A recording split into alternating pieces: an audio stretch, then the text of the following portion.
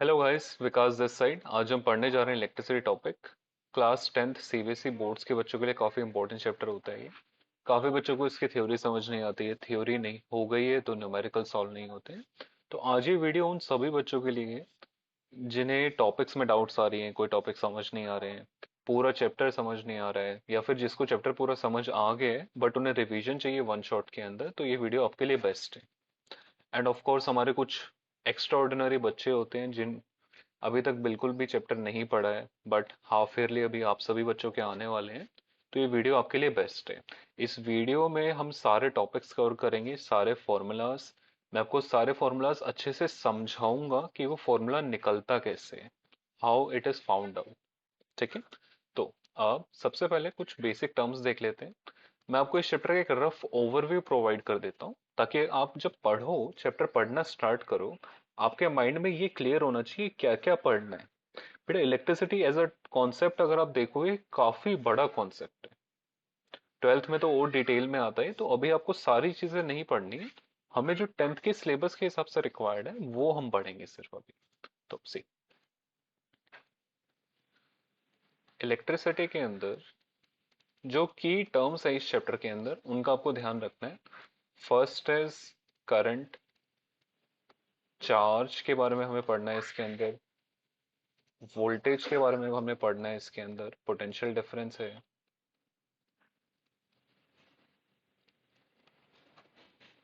Potential difference is there. Then हमें पढ़ना होता है इसके अंदर अबाउट ओम्स लॉ। रेजिस्टेंस के बारे में पढ़ना होता है आपको इसमें। पावर के बारे में पढ़ना होता है। Heat energy is there. Electric circuits के बारे में हमें रफ आइडिया होना चाहिए, इलेक्ट्रिक सर्किट्स वर्क कैसे करते हैं, उनके अंदर क्या क्या कंपोनेंट्स होते हैं, वो सब हमें पता होना चाहिए। बस फिर इन सब चीज़ों को पढ़ने के बाद आपका चैप्टर कंक्लूड हो जाता है। ठीक है। This is the brief overview, आपको इस चैप्टर में यही पढ़ना है। ठीक है। अब हम स्टार्ट करते हैं बेटा। सी, सबसे पहले ना ये कंफ्यूजन होती है बच्चों को, फर्स्ट पॉइंट इसमें कि इलेक्ट्रिसिटी क्या है, चार्ज क्या है, करंट क्या है। तो मैं क्लियरली डिफरेंशिएट कर लेते हैं हम यहाँ पर। Charge is a fundamental quantity. I will write F D here. ये फंडामेंटल क्वांटिटी होती है जो प्रेजेंट होती है इन मैटर।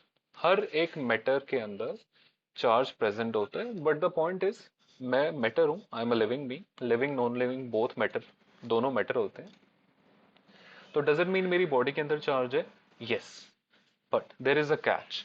मेरी बॉडी के अंदर चार्ज है, बट द पॉइंट इज जितना पॉजिटिव चार्ज है उतना ही नेगेटिव चार्ज है मेरी बॉडी के अंदर। What it means is, let's say अगर मेरी बॉडी के अंदर 1000 पॉजिटिव चार्ज पार्टिकल्स हैं, तो मेरी बॉडी के अंदर at the same time 1000 negative charge particles भी हैं।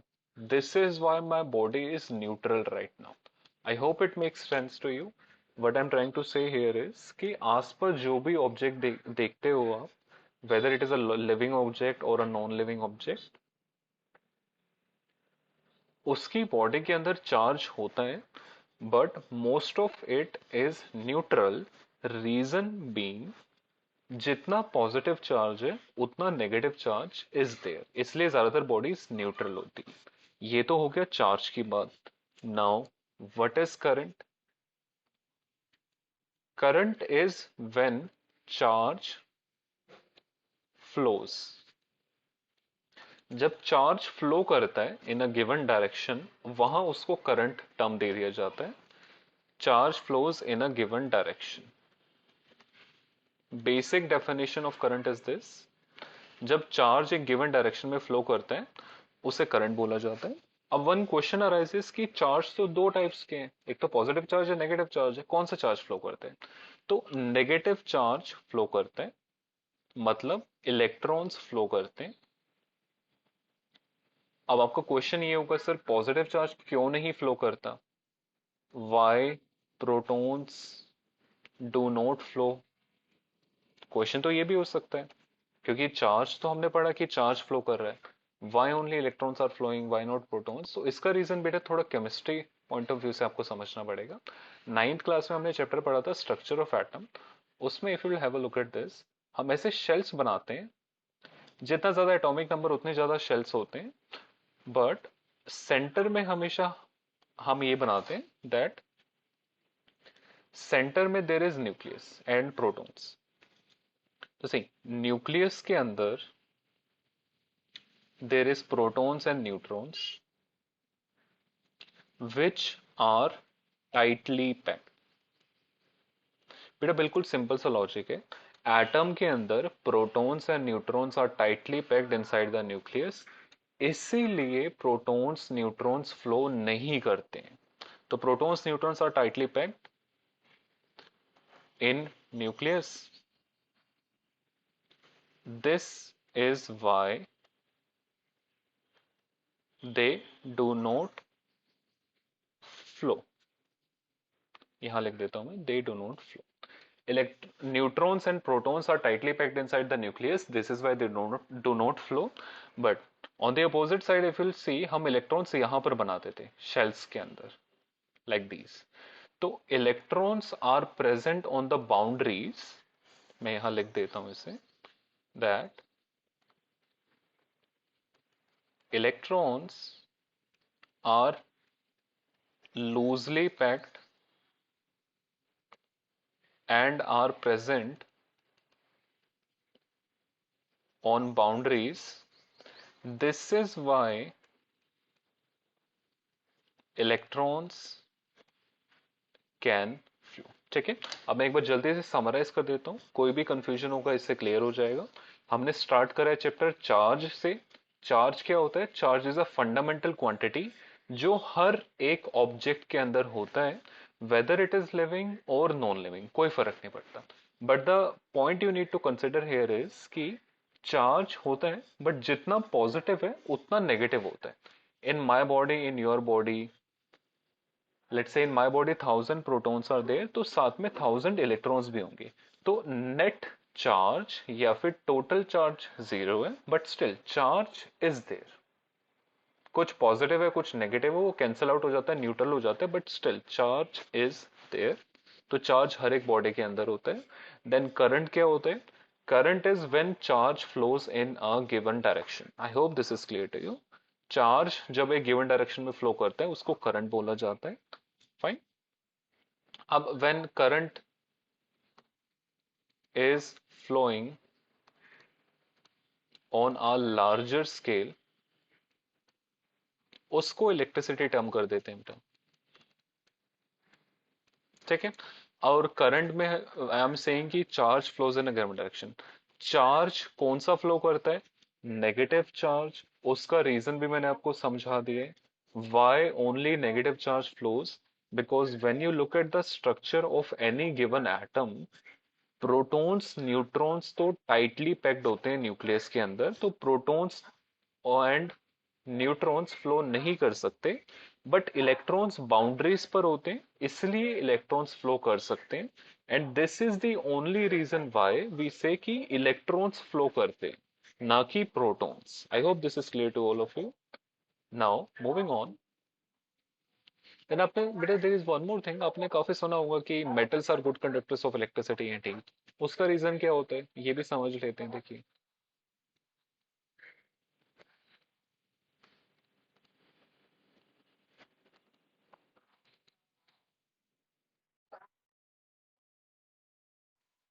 अब इसका रीजन क्या है? See, if you look at metals ना, मैं जल्दी समराइज करवा देता हूँ। जो नाइन्थ में आपने पढ़ा था structure of atom and atoms and molecules, उसमें आपने काफी सारे आयंस पढ़े थे। यू मस्ट हैव नोटिस्ड, आपने अगर नहीं नोटिस करा हो तो मैं भी पॉइंट आउट करवा देता हूँ, जितने भी मेटल्स थे सब पे पॉजिटिव चार्ज आते हैं। There is not even a single metal जिसपे नेगेटिव चार्ज था। आप अब ये वीडियो जब खत्म हो, आप दोबारा वो नाइन्थ की एनसीईआरटी खोल के देख सकते हैं, सब पे पॉजिटिव चार्ज है। Na+1 लिखा था वहां, Fe2+ लिखा था, Li+1 लिखा था, Mg2+ लिखा था, Ca2+ लिखा था, Al3+ was there and so on। सबके ऊपर पॉजिटिव चार्ज आता है। मतलब metals have the tendency to lose electrons, ये हम बोल सकते हैं। ठीक है। अगर ये आपको समझ नहीं आ रहा है, मैं एक एग्जांपल ले लेता हूँ, उससे क्लियर हो जाएगा। देखिए, सोडियम का एटॉमिक नंबर होता है 2,8,1। Fine.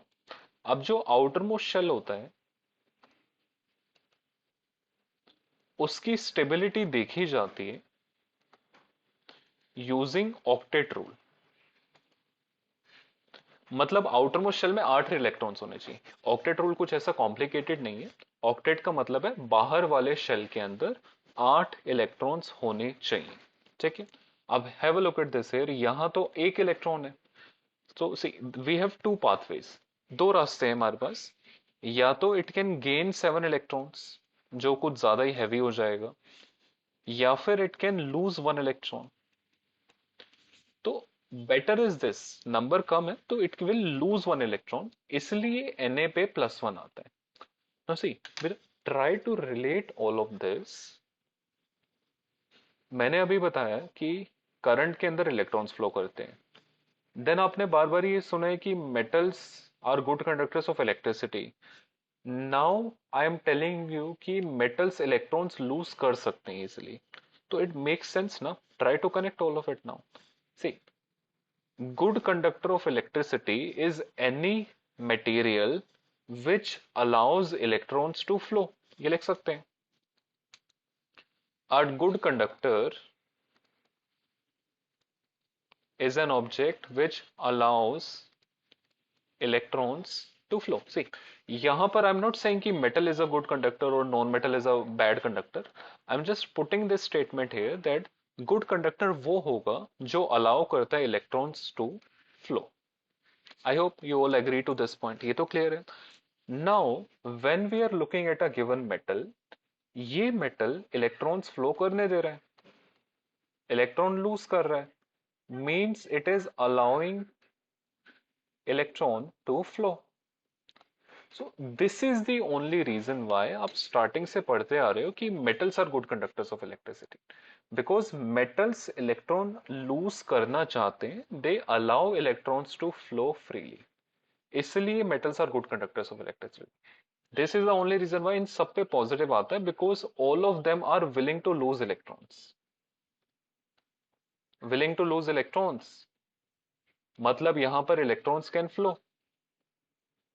now if electrons can flow तो metals are good conductors of electricity, इसलिए हमें ये पढ़ाया जाता है कि metals are good conductors of electricity। I hope this is clear to all of you।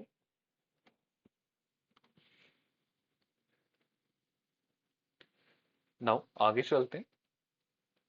बेटा ये सब जो भी पॉइंट्स हैं ये मैंने आपको पढ़ा दिए, आप नोट्स में से पढ़ लेना।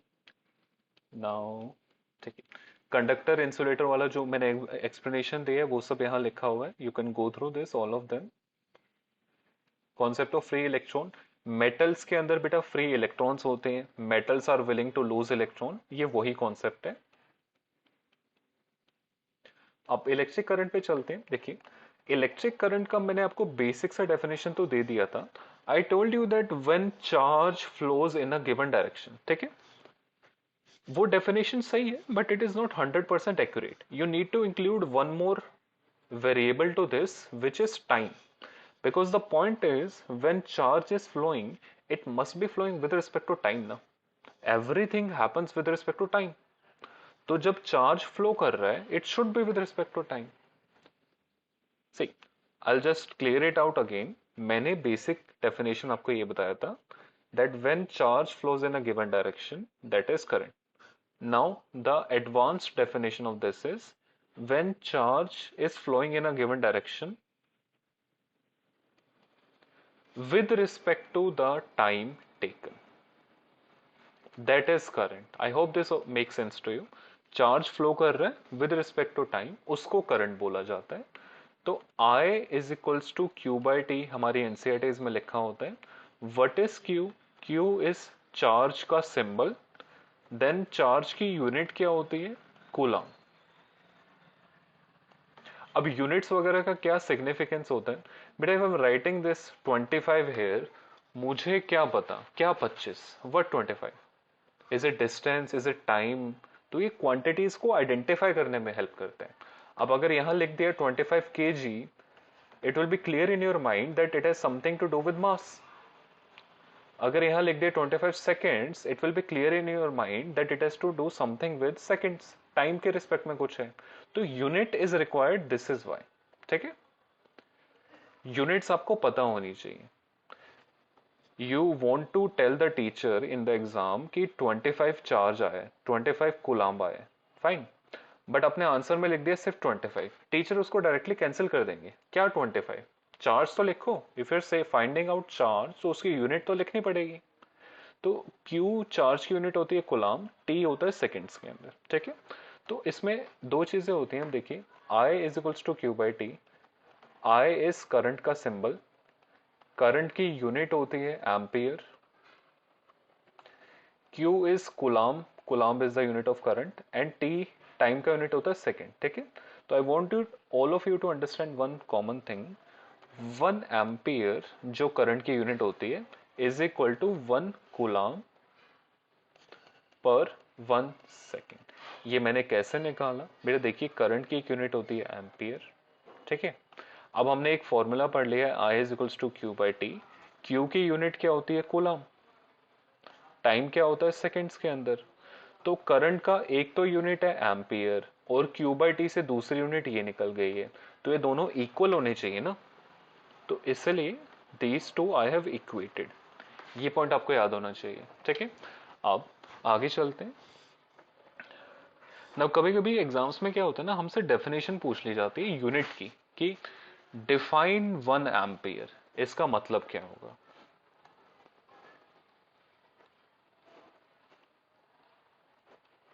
So have a look at this. बेटा हमने अभी भी जो पढ़ा है मैं उसी से समझा देता हूं आपको। I wrote this I is equals to Q by T, then I wrote कि आई का यूनिट होता है एम्पियर, एंड क्यू का यूनिट होता है कूलाम, टाइम का यूनिट होता है सेकेंड्स। ठीक है, तो नाउ अंडरस्टैंड दिस पॉइंट बेटा। If I am saying that when 1 coulomb of charge flows through a conductor in 1 second, the current can be said to be 1 ampere। भाई जब 1 coulomb of charge flow कर रहा है 1 second के अंदर, तो वो 1 ही तो आएगी वैल्यू, तो उसको 1 एम्पियर लिख दो। डेफिनेशन आप ऐसे लिख सकते हैं। If you want you can say जब 10 coulomb ऑफ चार्ज फ्लो करता है इन 10 सेकेंड, उसको भी 1 एम्पियर बोलते हैं, because if you divide this, वो भी 1 ही आएगा। You can also say when 1000 coulomb of charge flows through a conductor in 1000 seconds, वो 1 एम्पियर के बराबर होता है, बिकॉज ये फाइनली कट हो जाएगा ना। तो डेफिनेशन जो होती है उसमें 1 के रिस्पेक्ट में लिखा होता है, but it's totally up to you, आप जो भी लिखना चाहते हो it will work. Just keep this point in mind कि आंसर 1 आना चाहिए, बाद में 1 एम्पियर निकलना चाहिए। Like I have shown you the example, 1000 लेके भी मैंने सॉल्व कर दिया, 10 लेकर भी मैंने सॉल्व कर दिया, एंड 1 से भी सेम ही आंसर आ रहा है। ठीक है, I hope this is clear to all of you. Now अब कुछ इलेक्ट्रॉन्स का भी होता है बेटा, कुछ कुछ वैल्यूज ना आपको याद रखनी पड़ेगी। सी मेरे साइंस में क्या होता है ना, अभी जो आप चीजें पढ़ रहे हैं 9th 10th 11th 12th में जो जो आप पढ़ेंगे, ये बिल्डिंग ब्लॉक्स है। काफी बच्चे ऐसे होते हैं जिनको साइंसेज में इंटरेस्ट होता है, तो these are the building blocks 9 10th 11th 12th की साइंसेस। इसमें आपको कुछ चीजें याद रखनी होती है, कुछ चीजें समझनी होती है। तो जो जो चीजें आपको इस कोर्स में याद रखनी होगी, वो मैं क्लियरली पॉइंट आउट कर दूंगा कि आपको ये याद रखना है। ये आप खुद थोड़ा दिमाग यूज करके डिराइव करके इसको निकाल सकते हैं। तो जैसे कि अब ये वैल्यू है, फिक्स वैल्यू है बेटा, ये याद रखनी पड़ेगी। कौन सी value? This charge on 1 electron कितना होता है, -1.6 इंटू 10⁻⁻19 कूलम। ये वैल्यू फिक्स है, आपको याद रखनी पड़ेगी। ठीक है, अब देखिए क्वेश्चन ये है कि मेरे पास एक कंडक्टर है, assume this is a metal road, इसमें 40 इलेक्ट्रॉन्स हैं। Find total charge. ठीक है,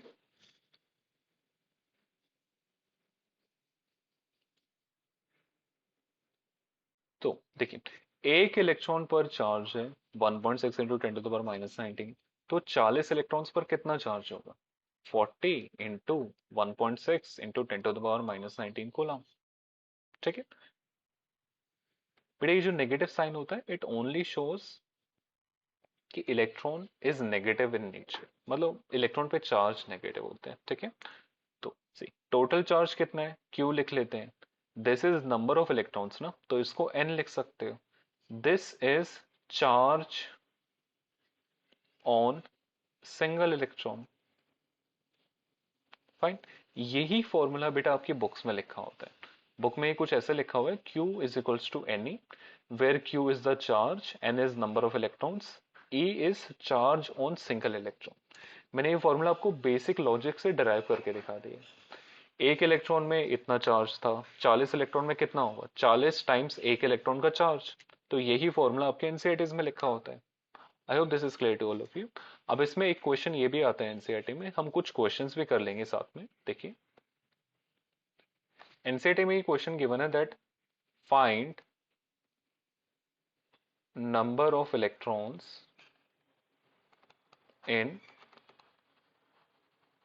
1 कूलम ऑफ चार्ज। फाइन। तो आप करेंगे क्या, you will write down this formula Q is equals to N E. Now let's look at the variables. सबसे पहले हमें फाइंड आउट क्या करना है, I have to find this out.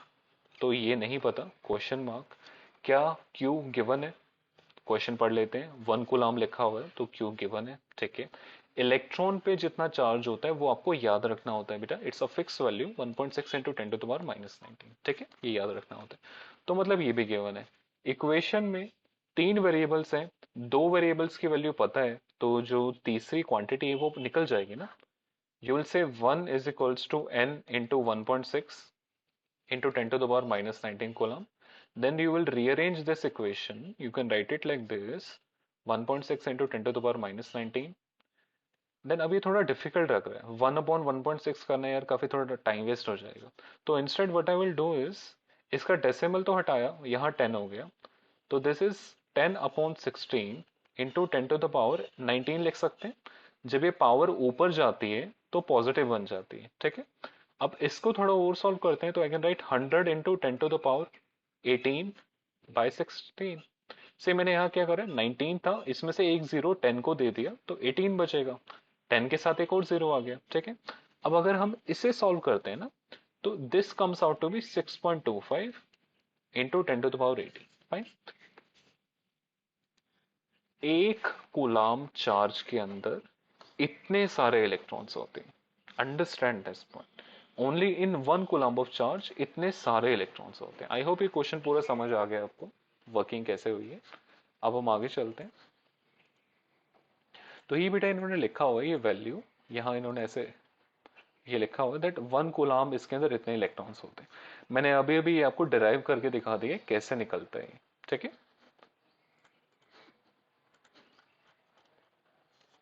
Now ammeter क्या होता है, अंडरस्टैंड दिस पॉइंट बेटा। एक सॉरी करंट की यूनिट क्या होती है, एम्पियर।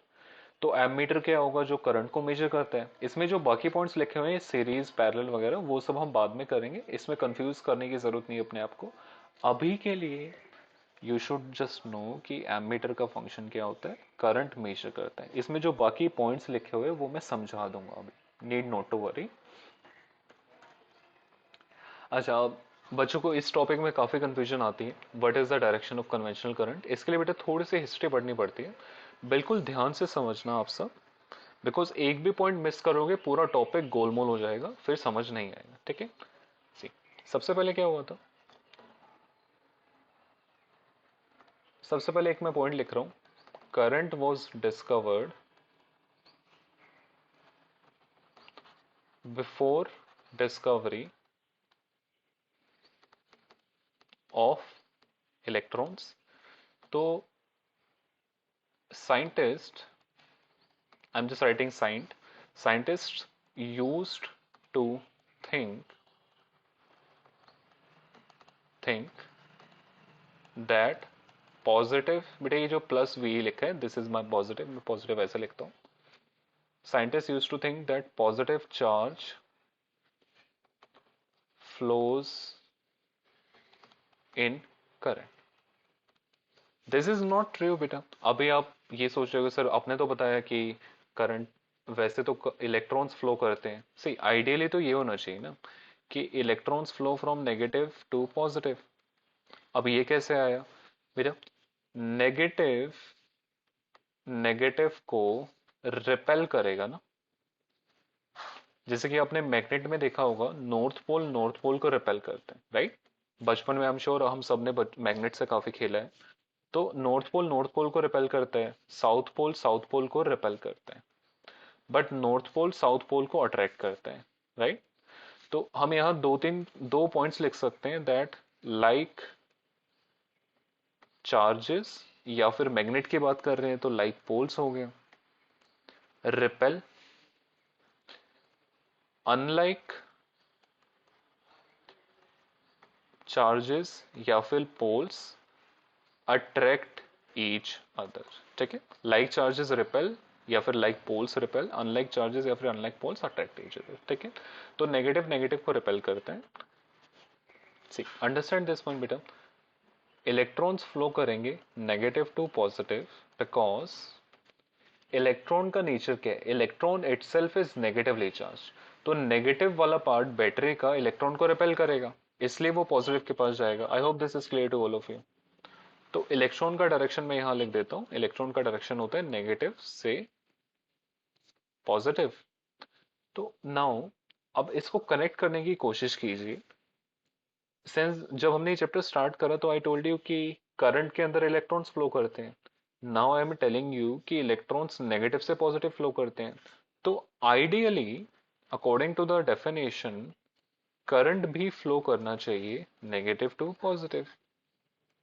हाँ ये पॉइंट सही है, करना चाहिए, बट अभी होता क्या है ना बेटा, डायरेक्शन इसकी अपोजिट है। मेरे कहने का मतलब क्या है, देखिए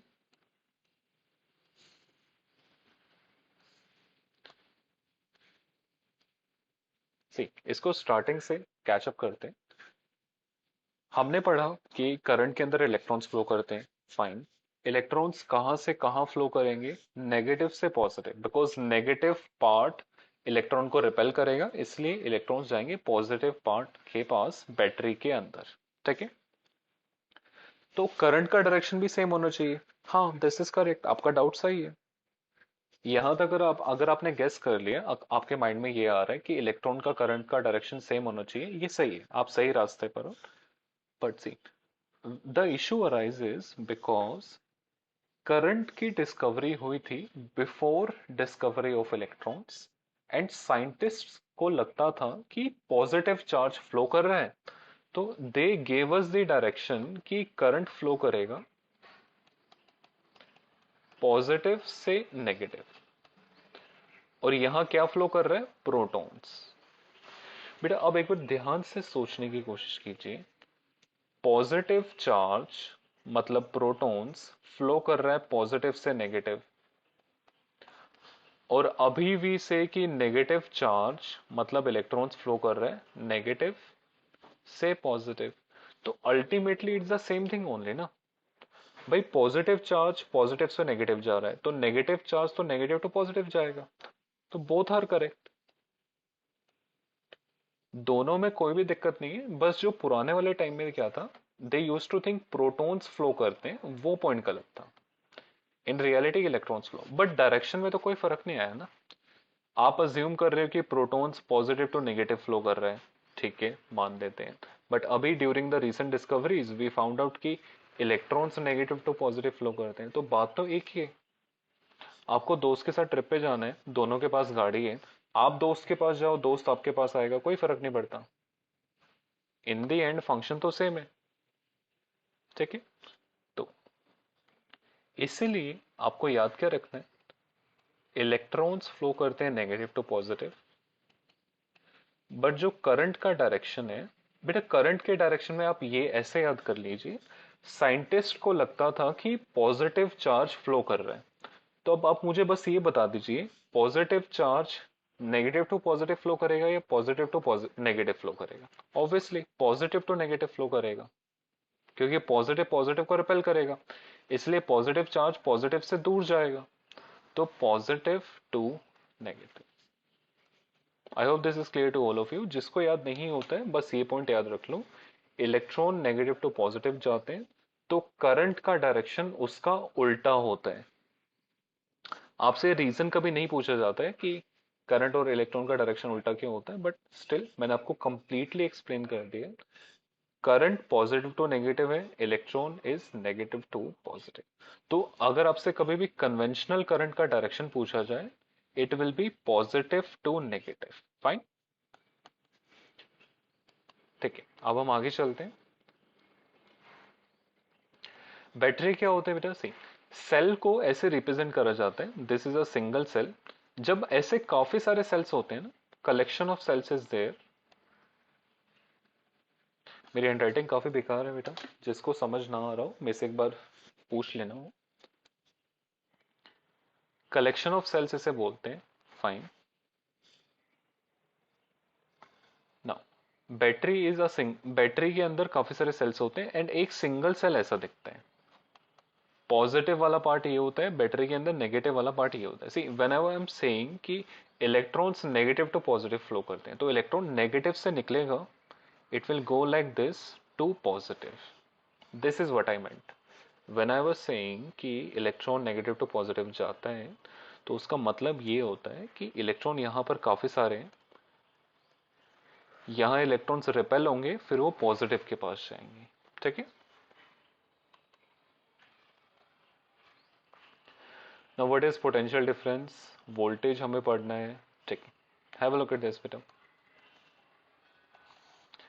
इसे आप एक एग्जांपल से समझ सकते हैं। Just give me 1 minute, I will draw a figure.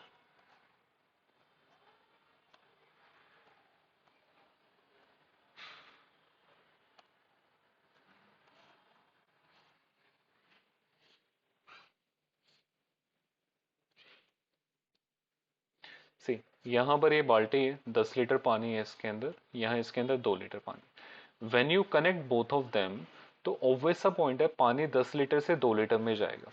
तो we can say water moves from high potential to low potential. Potential, ठीक है, water moves from high potential to low potential because of water potential difference। बेटा obvious सा point है, अगर difference है तभी तो पानी मूव करेगा। अगर इन दोनों बकेट्स के अंदर यहाँ भी 5 लीटर होता, यहाँ भी 5 लीटर होता, एंड दोनों को मैंने कनेक्ट कर दिया, वाटर मूव नहीं करेगा बिकॉज दोनों साइड बराबर है। तो यहां पर डिफरेंस इज 0, इसलिए पानी मूव नहीं करेगा। बट यहां पर there is considerable difference, difference is not equal to 0, तो इसलिए पानी मूव करेगा high potential to low potential. ठीक है, ये आई थिंक आप सभी को क्लियर होगा, बिल्कुल सिंपल सा कॉन्सेप्ट है। अब इसी कॉन्सेप्ट को इलेक्ट्रॉन्स के टर्म्स में लगाते हैं। देखिए,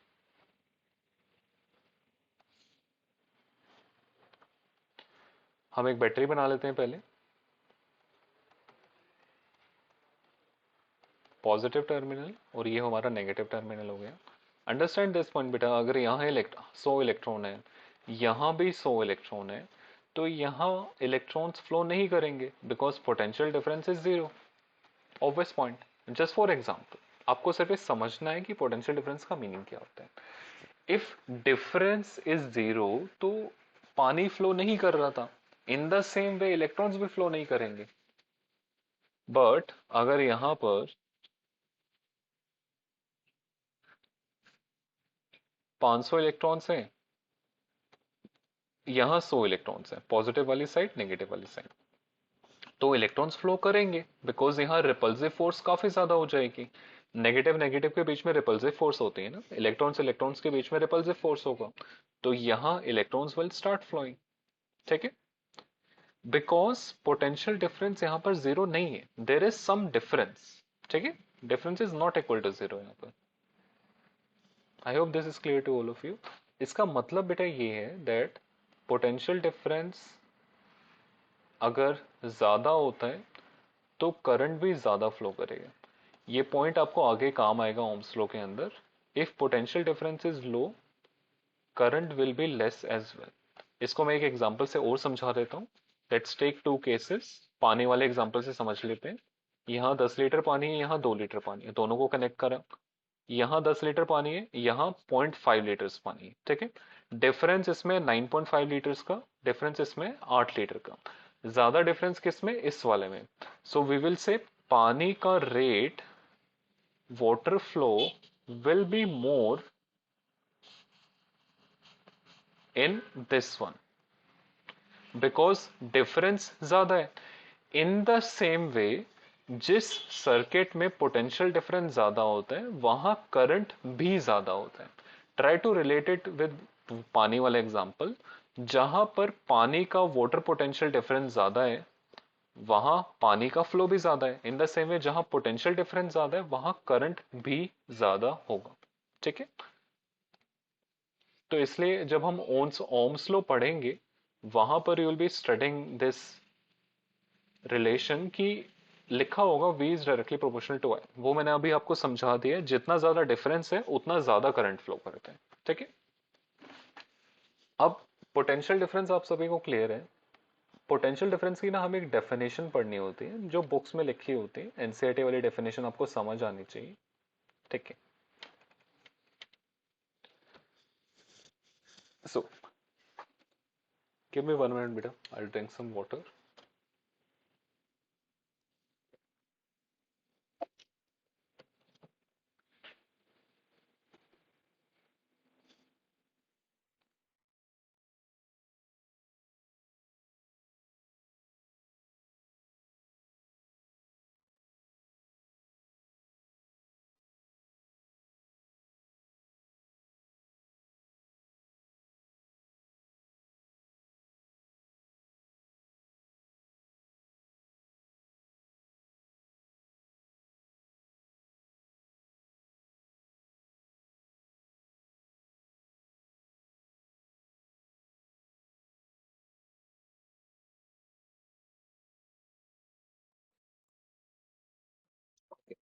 So understand this point बेटा, I'll draw a battery here,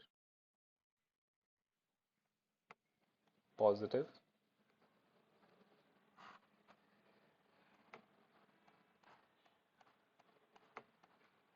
negative. यहाँ मान लीजिए कोई बल्ब है, यहाँ कोई रेजिस्टर है, वो सब हम बाद में कर लेंगे। तो if potential difference is there वहां करंट फ्लो करेगा, ठीक है। If potential difference is zero current flow नहीं करेगा। आई होप वो पानी वाले एग्जांपल से आप समझ पा रहे हैं। अगर दोनों बाल्टियों में सेम पानी है तो पानी फ्लो नहीं करेगा। In the same way if the potential is same, यहाँ पर नेगेटिव टर्मिनल में पोटेंशियल सेम है, पॉजिटिव टर्मिनल में भी पोटेंशियल सेम है, तो मतलब पोटेंशियल डिफरेंस जीरो हो गया, करंट फ्लो नहीं करेगा, करंट फ्लो जीरो होगा। But if some potential difference is there then some amount of current will flow as well. Potential difference अगर ज्यादा होगा तो करंट भी ज्यादा फ्लो करेगा, ठीक है। ये पॉइंट्स हमने अभी तक पढ़ लिए हैं। अब पोटेंशियल डिफरेंस को बेटा डिफाइन कैसे करते हैं, तो डेफिनेशन के लिए हम क्या पढ़ते हैं, सबसे पहले अंडरस्टैंड दिस पॉइंट। ये नेगेटिव टर्मिनल है तो यहां से इलेक्ट्रॉन्स फ्लो करेंगे ऐसे, electrons will be going like this towards the positive terminal, ठीक है। तो हम क्या करते हैं ना, एक सिंगल इलेक्ट्रॉन को उठा लेते हैं, fine. So now understand this point बेटा। एक सिंगल इलेक्ट्रॉन को हम स्टडी कर रहे हैं तो इस इलेक्ट्रॉन का डिस्प्लेसमेंट हो रहा है, फाइन। नेगेटिव से पॉजिटिव जा रहा है तो इसका कुछ ना कुछ डिस्प्लेसमेंट हो रहा है, ठीक है। तो डिस्प्लेसमेंट को हम कर देते हैं टिक। अब हमने ये पढ़ा कि नेगेटिव नेगेटिव को रिपेल करता है, तो कैन वी से ये जो इलेक्ट्रॉन है इसको रिपल्सिव फोर्स भी मिल रही है बैटरी से एंड बाकी इलेक्ट्रॉन से भी, तो इसको रिपल्सिव फोर्स भी मिल रहा है, फाइन, ठीक है। देन नाइन्थ का एक फॉर्मूला बेटा हमने पढ़ा था, work done is equals to force into displacement. See यहां पर दोनों चीजें, डिस्प्लेसमेंट भी है फोर्स भी, डिस्प्लेसमेंट भी है फोर्स भी। मतलब from these two things I can conclude कि इलेक्ट्रॉन पर वर्क डन हो रहा है, ठीक है। इलेक्ट्रॉन पर वर्क डन हो रहा है। अब इलेक्ट्रॉन के पास होता क्या है, चार्ज। तो we can say work done हो रहा है चार्ज के ऊपर, work done per unit charge. So voltage या फिर पोटेंशियल डिफरेंस का फॉर्मूला होता है work done per unit charge. I hope आप सभी को समझ आ गया होगा। मैंने ये डेफिनेशन फॉर्मूला निकाला कैसे। I am trying to study one single electron, then मैंने नोटिस करा कि इलेक्ट्रॉन का डिस्प्लेसमेंट हो रहा है। फाइन, मैंने उस बॉक्स को टिक कर दिया। क्या इलेक्ट्रॉन कोई फोर्स एक्सपीरियंस कर रहे हैं? Yes, it is experiencing repulsive force from the electrons as well as the negative terminal of battery. तो displacement is there, force is there, मतलब वहां पर वर्क डन है। 9th में हमने ये फॉर्मूला पढ़ा था, work done is equals to force into displacement, मतलब यहां पर वर्क डन हो रहा है। अब वर्क डन किसके ऊपर हो रहा है? इलेक्ट्रॉन के ऊपर। इलेक्ट्रॉन क्या होता है? It is negative charge. तो we can say work done per unit charge is potential difference. I hope ये सभी को समझ आ गया होगा। तो यहां we can write work done per unit charge. ठीक है। जो एनसीईआरटी में डेफिनेशन लिखी होती है बेटा, मैं वो भी समझा देता हूं आपको। सी, हमने अभी जो मैंने जो अभी फिगर बनाई थी उसमें इलेक्ट्रॉन, सिंगल इलेक्ट्रॉन को हम स्टडी कर रहे थे, right. Electron was moving from one point to another point, तो I can say work done in moving unit charge, unit मतलब one, from one point to another point. किसी books में बेटा अगर आप रेफरेंस बुक्स यूज करते हैं तो वहां लिखा हुआ infinity to a known point, कहीं लिखा होता है from point B to point A, it's the same thing. एक पॉइंट से दूसरे पॉइंट वर्क डन हो रहा है यूनिट चार्ज के ऊपर, उसको पोटेंशियल डिफरेंस बोला जाता है। ठीक है। अब फॉर्मूला हमने डिराइव करा है, V is equals to work done by charge. V का यूनिट क्या होता है? वोल्ट्स। वर्क डन का यूनिट क्या होता है? जूल्स। Q का यूनिट क्या होता है? कूलम। तो we can say 1 volt is equals to 1 joule per 1 coulomb. ठीक है, यहां तक कोई डाउट्स नहीं होंगे? फाइन। अब अगर आपसे ये पूछा जाता है define 1 volt, you can say when 1 joule of work is done to move 1 coulomb of charge from one point to another point. Fine. This is a standard definition बेटा। आपके माइंड में ये भी आ सकता होगा कि 1 1 क्यों ले रहे हैं? भाई आपकी मर्जी है, आप 10 कूलाम ले लो और 10 जूल्स ले लो बट साथ में, तो ये भी सिंप्लीफाई होके 1 वोल्ट से आएगा ना।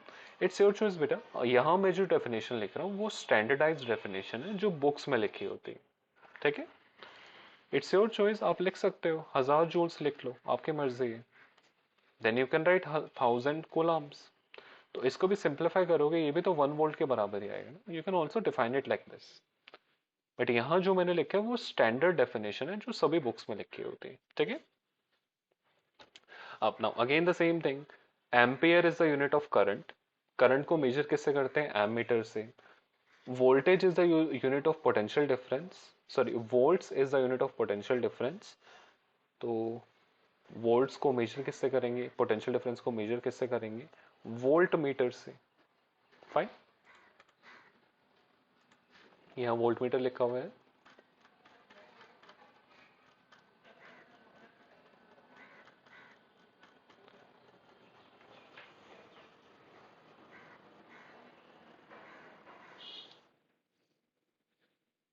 अच्छा, now we have to study Ohm's law. Ohm's law बेटा आधा तो आपने ऑलरेडी समझ लिया। हमने अभी अभी ये डिस्कस करा था ना, अगर किसी को समझ नहीं आया हो मैं दोबारा समझा देता हूँ। Understand this point. I take 2 cases, यहाँ 10 लीटर पानी है, यहाँ 2 लीटर पानी है। यहाँ मान लो 100 लीटर पानी है, यहाँ 20 लीटर पानी है। ठीक है।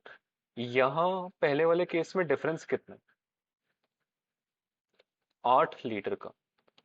सेकेंड केस में डिफरेंस कितना है? 80 लीटर का। तो जहां पर डिफरेंस ज्यादा है आई कैन से वहां पर वाटर फ्लो ज्यादा होगा। I hope this make sense to all of you. ये तो ऑब्वियस सा पॉइंट है ना बेटा, जहां डिफरेंस ज्यादा है वहां पानी का फ्लो ज्यादा होगा। इन द सेम वे हम यही लॉजिक लगाते हैं पोटेंशियल डिफरेंस पर। जहां पर पोटेंशियल डिफरेंस ज्यादा है वहां current will be more. I hope this makes sense. तो V is directly proportional to I, मतलब potential difference is directly proportional to current flowing through the conductor. Fine. Ohm's law ने हमें पहला point यही बताया था। ठीक है, देखिए अब मैं पढ़ लेता हूँ। It states that the current through a conductor is directly proportional to the potential difference। मतलब जितना ज्यादा पोटेंशियल डिफरेंस है उतना ज्यादा करंट होगा, ये हम सब ने समझ लिया। तो we can say V is directly proportional to I। Proportionality का साइन अगर हम रिमूव करते हैं तो V is equals to I, साथ में कांस्टेंट आता है विच इज R। R क्या होता है? रेजिस्टेंस। एंड रेजिस्टेंस और करंट में इनवर्स रिलेशन होता है। बेटा रेजिस्टेंस तो वही होता है ना, कोई आपको रोकने की कोशिश कर रहा है, आपको दोस्तों के साथ ट्रिप पे जाना है बट पेरेंट्स मना कर रहे हैं, एग्जाम्स आ रहे हैं, तो पेरेंट्स आर द रेजिस्टेंस, और वो रेजिस्टेंस उस केस में अच्छी है एग्जाम्स के टाइम पे, पढ़ाई पे ध्यान। तो resistance is inversely proportional to current. जितना ज्यादा रेजिस्टेंस होगा उतना कम करंट फ्लो करेगा। ठीक है, वही पेरेंट्स अगर आप पे पूरा कंट्रोल रखते हैं तो आप ज्यादा बाहर घूमने नहीं जाते। अदरवाइज पेरेंट्स ने रेजिस्टेंस कम करा फिर तो भैया जी। I will understand what I mean. तो रेजिस्टेंस ज्यादा है तो करंट कम होगा। ठीक है, तो V is equals to V directly proportional to I, V is equals to IR होता है। V is potential difference, I is current. Resistance का यूनिट हमने नहीं पढ़ा है बेटा, रेजिस्टेंस का यूनिट होता है ohm. Ohm's law is based on resistance only. तो ओम का सिंबल ऐसे होता है, यहां इन्होंने बना रखा होगा, नहीं बना रखा, ohm looks like this.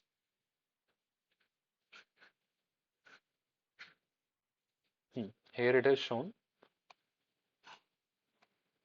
This is ohm का सिंबल जो रेजिस्टेंस होता है। ठीक है, नाउ आइडियली स्पीकिंग बेटा, एक कंडक्टर है, कंडक्टर क्या करते हैं? कंडक्टर इलेक्ट्रिसिटी को फ्लो करने देते हैं, मतलब करंट को फ्लो करने देते हैं, मतलब इलेक्ट्रॉन्स को फ्लो करने देते हैं।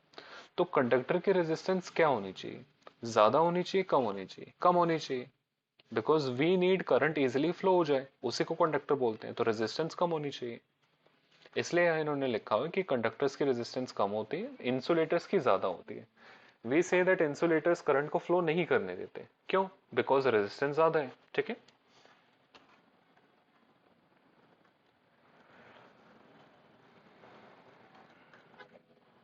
अब this graphical plot.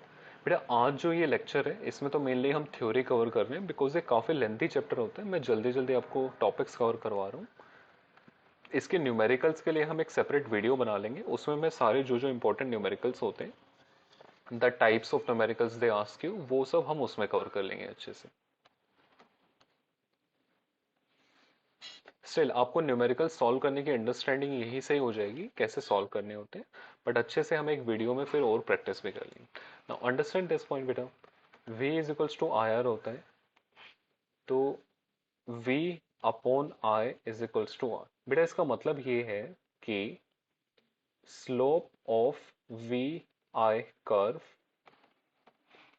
Gives R। आपसे कभी स्लोप पूछेंगे नहीं, बट आपको रफ आइडिया होना चाहिए कि जिसका ज्यादा स्लोप है वी आई कर्व के अंदर, वो आपको आर देता है। यहां वी कौन से एक्सेस पे होना चाहिए? Y access. आई कौन से एक्सेस पे होना चाहिए? X access. एक्सेस का ध्यान रखना है बेटा, आंसर उल्टा हो जाता है अदरवाइज। बट अब now see, slope of I V curve, इसका पहले लिख देते हैं।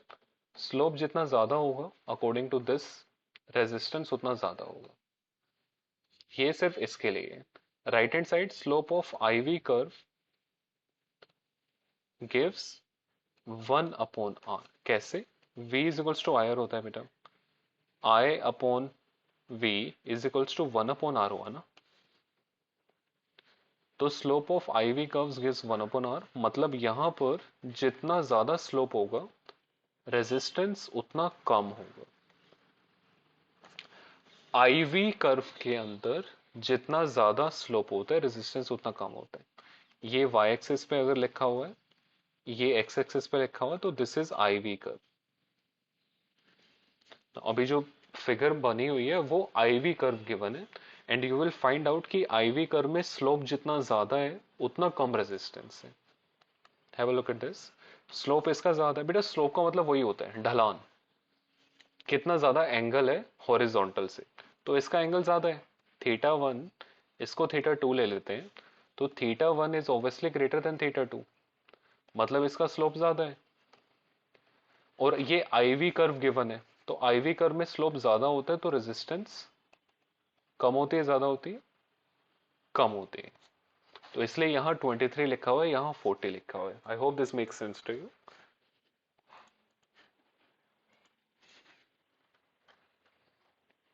रेजिस्टेंस क्या होती है? Ability to obstruct the flow of current, ठीक है।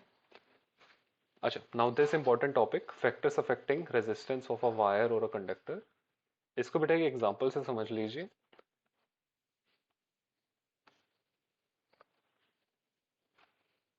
एक तो ऐसे पतला सा रोड है, then there is this thick wide open road, there is our Bablu here standing,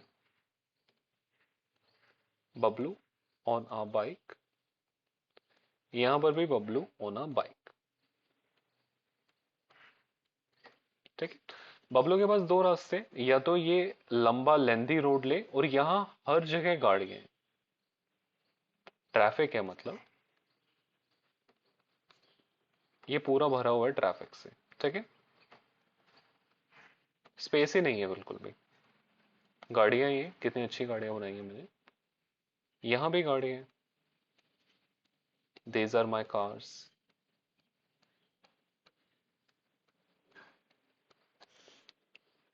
ठीक। No but I just want to answer ask one thing. यहाँ पर, यहाँ इस वाले सेक्शन में लेंथ ज्यादा है,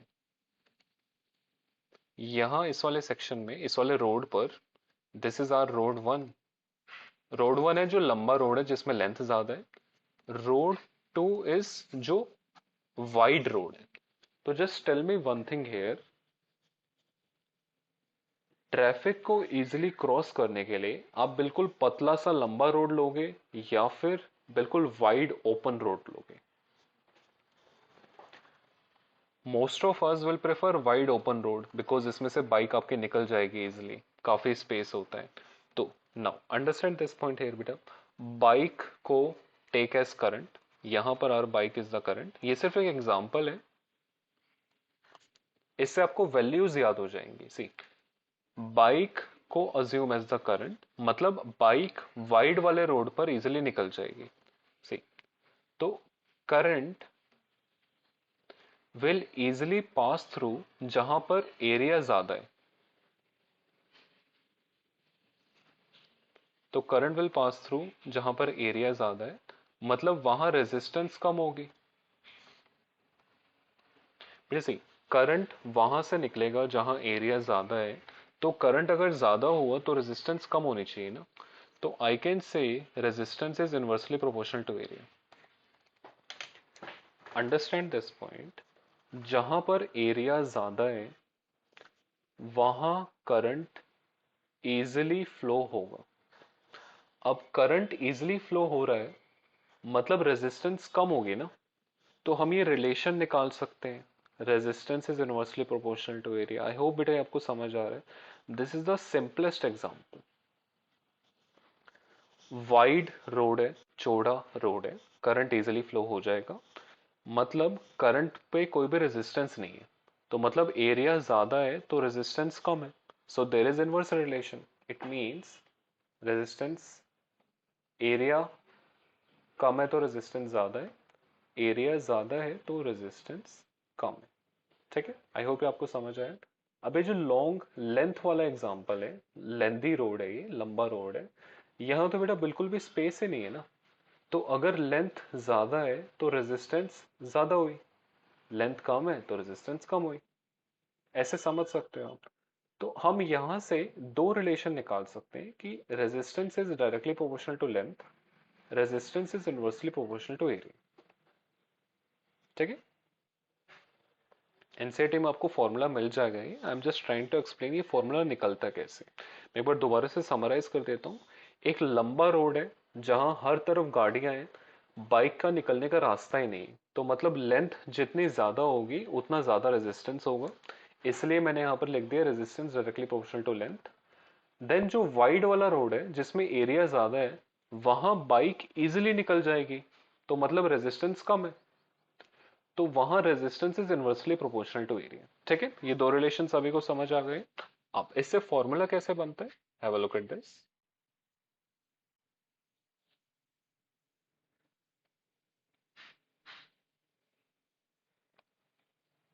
सी, सो यहां पर क्या हो रहा है अभी, are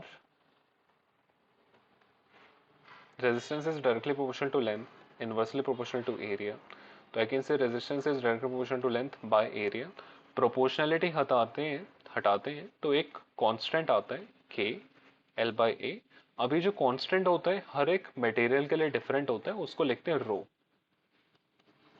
row is the resistivity.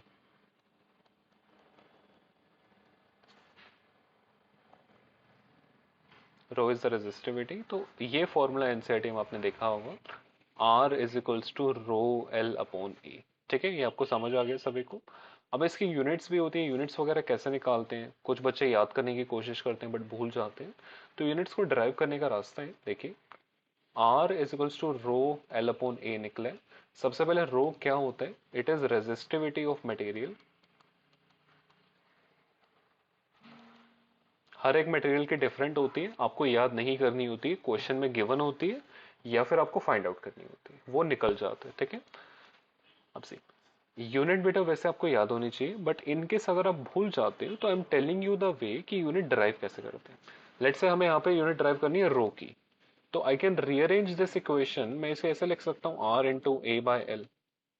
भैया ए आर के पास चला जाएगा, एल नीचे चला जाएगा डिनोमिनेटर के अंदर यहाँ। ठीक है, अब रेजिस्टेंस का यूनिट तो हमें पता है, ओम, अभी अभी पढ़ा था। एरिया का यूनिट क्या होता है, मीटर स्क्वायर। लेंथ का यूनिट क्या होता है, मीटर। मीटर से square cancel, ohm metre. This is resistivity का यूनिट, रो का यूनिट। तो रेजिस्टिविटी का यूनिट क्या हो गया, ओम मीटर।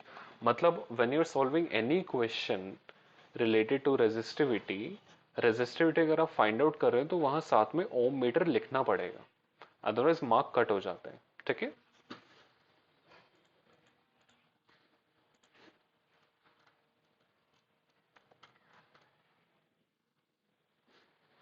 से यहाँ नोट्स में लिखा भी हुआ है, आप बाद में पढ़ लीजिएगा नोट्स में से। It's value depends upon nature of material. It means that resistivity of copper is different that of aluminium. ये सारी वैल्यूज गिवन है, आपको याद करने की जरूरत नहीं है।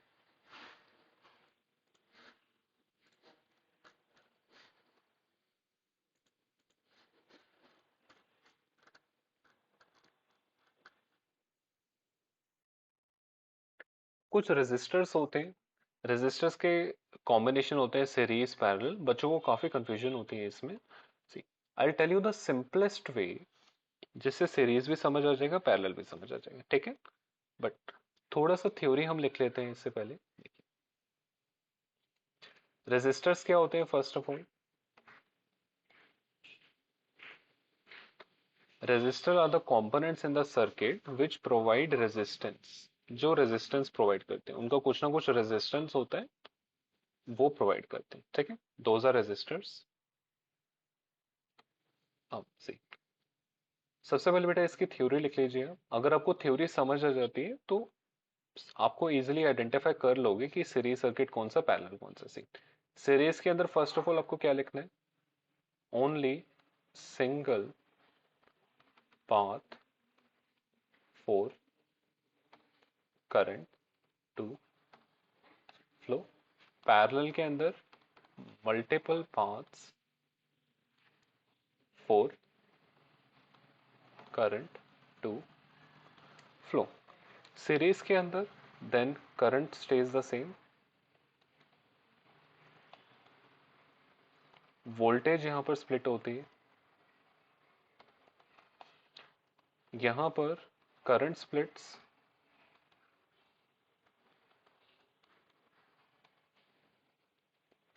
Voltage stays same.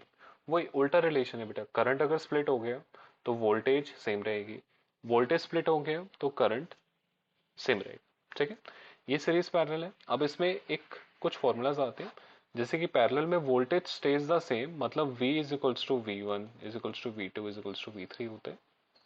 यहाँ क्या होता है, V is equals to V1 plus V2 plus V3 plus V4 and so on, जितने भी वोल्टेज स्प्लिट होगी उतना, बिकॉज यहाँ वोल्टेज स्प्लिट कर रहे हैं। पैरेलल के अंदर करंट स्प्लिट होता है, तो यहाँ रिलेशन ये बनता है I is equals to I1 plus I2 plus I3 plus so on, तो IN लिख देते हैं। ठीक है, सीरीज में क्या होता है, करंट स्टेज द सेम, तो I is equals to I1 is equals to I2 is equals to I3 is equals to IN। So ठीक है, ये सभी पॉइंट्स क्लियर है। अब रेजिस्टेंस का, बेटा रेजिस्टेंस के फॉर्मूलाज का डेरिवेशन भी होता है, बट वो डेरिवेशन आपके किसी काम का नहीं है, कंफ्यूज हो जाओगे। तो रेजिस्टेंस इन सीरीज का फॉर्मूला एज इट इज याद रख लीजिए अभी, आर इक्विवेलेंट मतलब टोटल, सीरीज में क्या होता है R1 plus R2 plus R3 so on, जितने भी रेजिस्टर्स हैं। पैरेलल में क्या होता है रेजिस्टेंस का formula, 1 upon R equivalent is equals to 1 upon R1 plus 1 upon R2 plus 1 upon R3। ठीक है, इसमें बेटा जो पैरेलल वाले क्वेश्चन जो भी आप सॉल्व करोगे, बस ये ध्यान रखना है कि सॉल्व करने के बाद एलसीएम वगैरह ले लिया, आपको आंसर रेसिप्रोकल करना पड़ेगा। कुछ बच्चे क्या करते हैं, 1 अपॉन आर इक्विवेलेंट की वैल्यू लिखाते हैं पेपर के अंदर, वो गलत हो जाता है। जो भी आपका आंसर आया, मतलब मान लीजिए आपने ये सॉल्व कर लिया, 10/4 आंसर आया, तो आर इक्विवेलेंट तो 4/10 होगा ना, 0.4। ऐसे मिस्टेक्स कभी मत करना। ठीक है, तो रेसिप्रोकल करना पड़ेगा। फाइन,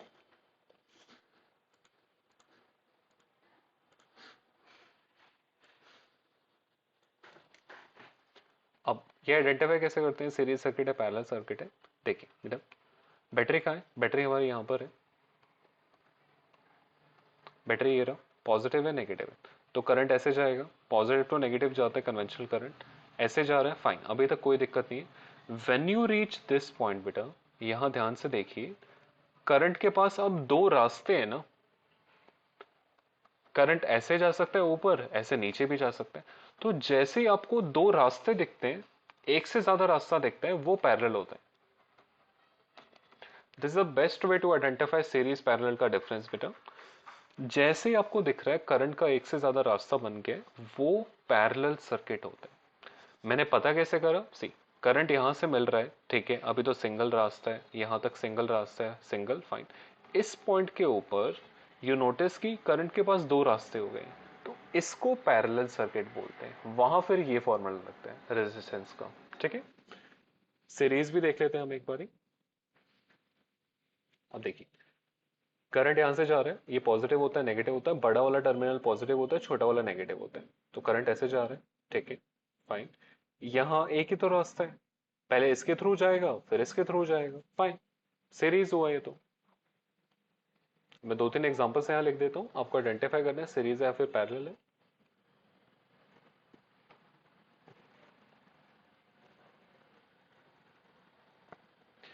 ये हमारी बैटरी है,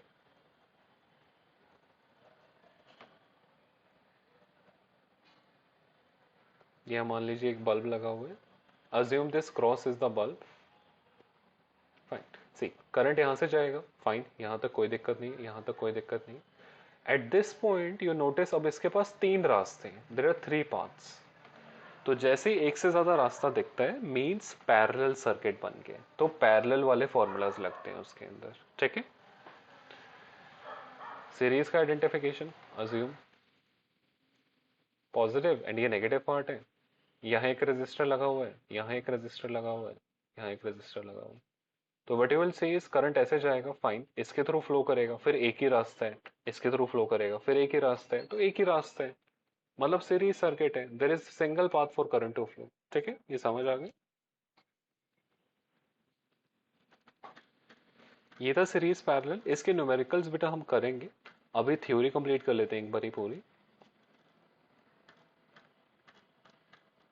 अच्छा सी, अब दो ही टॉपिक्स बचे, एक तो पावर बचे, एक बचा work done.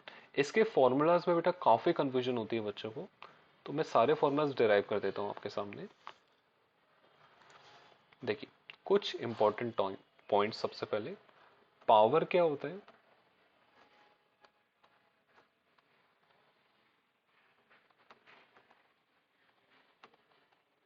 Is equals to work done by time. यहां जो भी टाइम होता है वो सेकंड्स में लिया जाता है। बेटा पावर का मतलब ऑब्वियसली यही होगा ना, आप कितना काम कर सकते हो with respect to time. if there is, let's say, one Akshat, then there is Vikas. Akshat can do physical work for 2 hours continuously. Vikas can do physical work for 1.5 hours continuously. So who is more powerful? Akshat. Because he is able to do more work with respect to time. Fine. तो power is work done with respect to time. आप इसको define ऐसे कर सकते हो, rate of doing work. वही बेटा same चीज, जहां भी टाइम दिखता है तो मतलब वो रेट होता है, rate of doing work. I is equals to Q by T हमने लिखा था करंट के लिए, आप इसे ऐसे भी लिख सकते हो, rate of flow of charge. It's the same thing. ठीक है। देन हमने एक रिलेशन पढ़ा था, V is equals to W D by Q, work done by charge. ये तीनों रिलेशन यहाँ काम आएंगे। इन तीनों को मैंने राइट में लिख दिया। I just draw line. अब देखिए फॉर्मूलाज कैसे डराइव करे जाते हैं, आपको तो बेटा इन दी एंड याद ही रखना है, बट मैं डराइव करके दिखा देता हूँ कैसे निकलते हैं। सी, हमें पावर के तीन फॉर्मूलाज निकालने। ठीक है, एक फॉर्मूला हमें पता है work done by time. Now check this, V is equals to work done by charge होते हैं, तो work done can be written as V into Q. ठीक है, ये हमारा हो गया फर्स्ट। ये हमारी इक्वेशन है, मान लीजिए स्टार। ठीक है, तो putting 1 in star, I can say power किसके बराबर हो जाएगा, is equals to V into Q by time. ठीक है, वर्क डन की जगह मैंने V इंटू क्यू लिख दिया, time as it is. Now check this, Q by T क्या होता है, दिस थिंग। ये क्या होता है, ये तो करंट होता है, आई ये तो करंट होता है। ठीक है, तो I can say power is equals to V into I. ये हमारा फर्स्ट फॉर्मूला बना है। ठीक है, अब सेकंड बेटा, V is equals to I R होता है, तो P इज इक्वल्स टू, यहां V की जगह I can write I R और आई एज इट इज, तो पावर का दूसरा फॉर्मूला आई स्क्वेयर आर। इसे मैं यहां लिख देता हूं, आई स्क्वेयर आर। ये फॉर्मूला हमें याद होना चाहिए। ठीक है, अब see, V is equals to I R होता है, I can say I is equals to V upon R. I square is equals to V square by R square, ये लिख सकते हैं। अब यही सेम चीज बेटा अगर मैं यहां पुट करता हूं, P आई स्क्वायर के अंदर मैं ये वैल्यू अगर पुट करता हूं,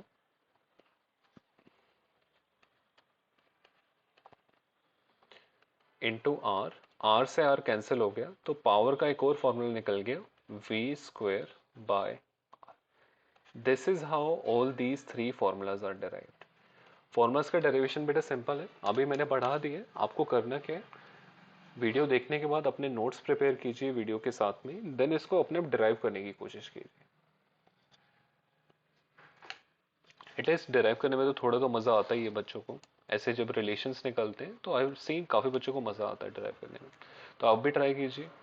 एक फॉर्मूला वी आई हो गया, दूसरा आई स्क्वायर आर, तीसरा हो गया वी स्क्वायर बाई आर। ठीक है, अभी मैं इन सबको यहाँ अरेंज करके लिख देता हूँ।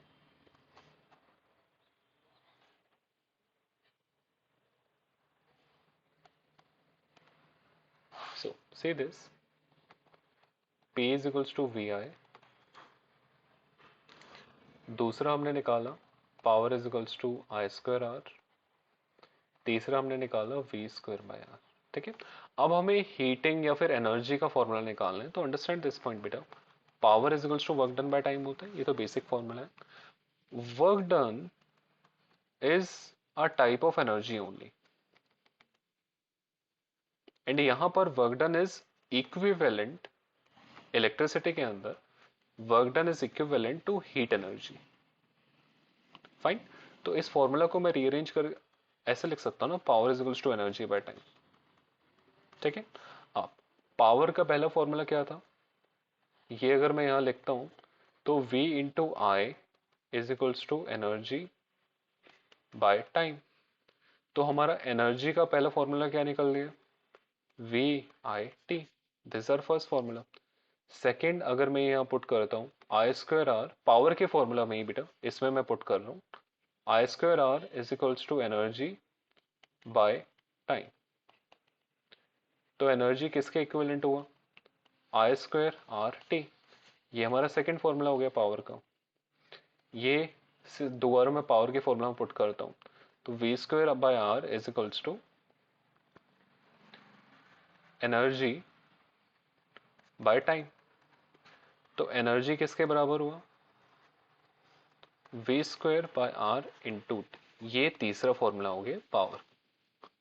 ये डेरिवेशंस काफी सिंपल है, आप देख सकते हैं मैं सिर्फ सब्स्टिट्यूट कर रहा हूँ और डेरिवेशंस हो गए ये सारी। ठीक है।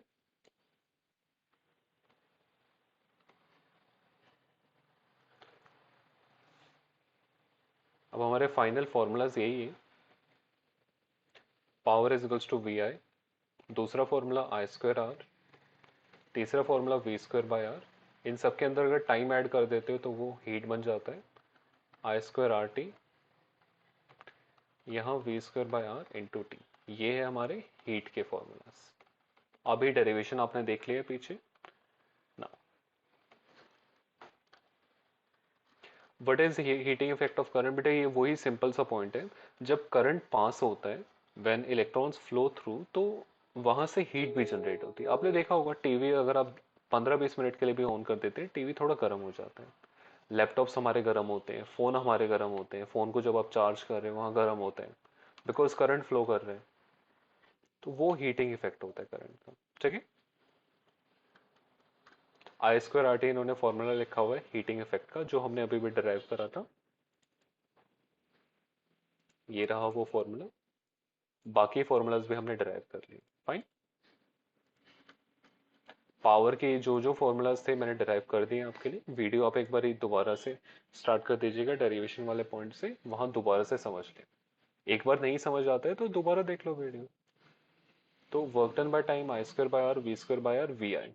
ये फॉर्मूलाज इन्होंने एज इट इज लिखे हुए, मैंने आपको वैल्यू बता दी है कैसे निकला है। ठीक है।